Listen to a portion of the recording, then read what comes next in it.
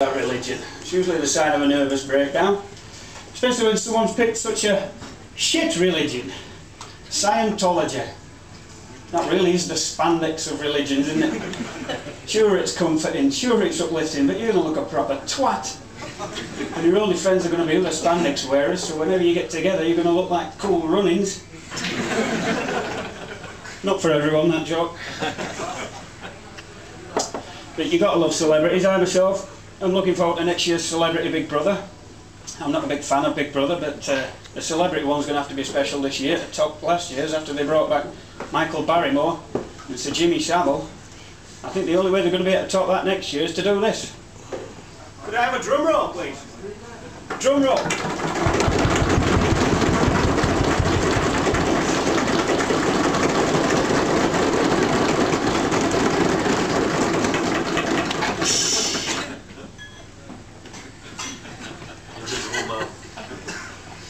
Day one in the Big Brother household, and Kurt Cobain has entered the diary room.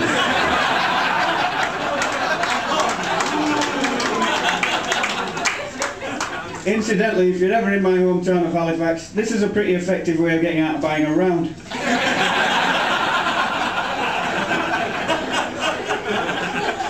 But whatever you do in life, whatever you do, don't try this in a police lineup. I thought I was being funny, you know. Is this going to take all afternoon, officer? I have to go get my hair cut at 3. Didn't find it funny.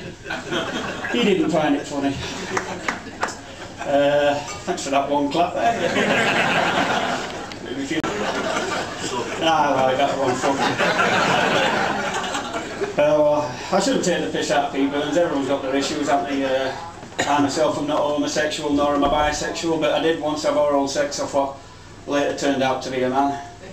But fellas, you know what it's like. You're on holiday, you're in a nightclub, you had too much to drink, you get talking to some beautiful woman, she's laughing at all your jokes. You don't think to ask why she's telling you all night exactly which were her favourite episodes of Magnum P.I.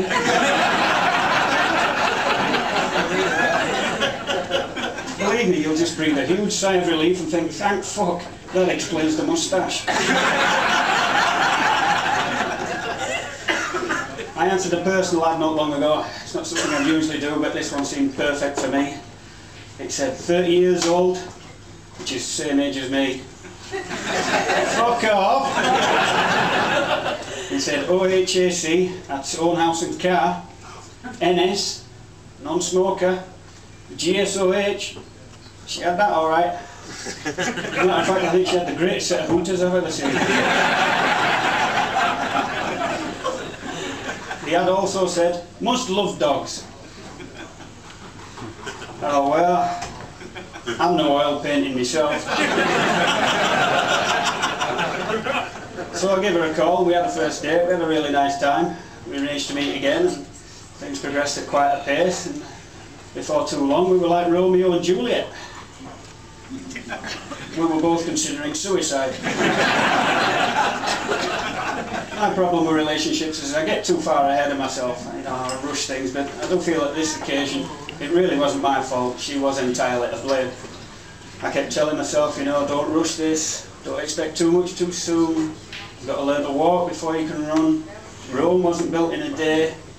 One swallow doesn't make a summer.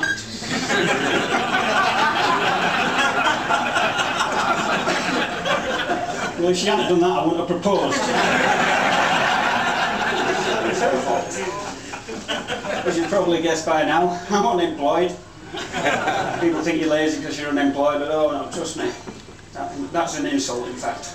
In Blair's Britain, we have full employment. It's a fucking full-time job avoiding work. Tried getting a sick note out of my doctor, but he doesn't believe me that I've got Tourette's. Trick.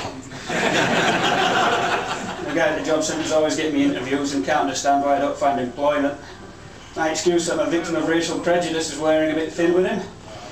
But I was told at school, when you're writing out your CV, give it a bit of padding, make yourself look more interesting. So when I'm writing out a CV, I stick a couple of pages from Tolstoy's War and Peace in with it. Makes me look more interesting. You be amazed how many employers are prejudiced against anyone who fought in the French invasion of Russia in the early 1800s. I don't know. Don't even ask you which side you're on. Racist bastards. But he did get me one interview I was quite interested in though. It was for a job with the Secret Service. I thought, well, I should really make the effort here. I marched in there, told them fuck all.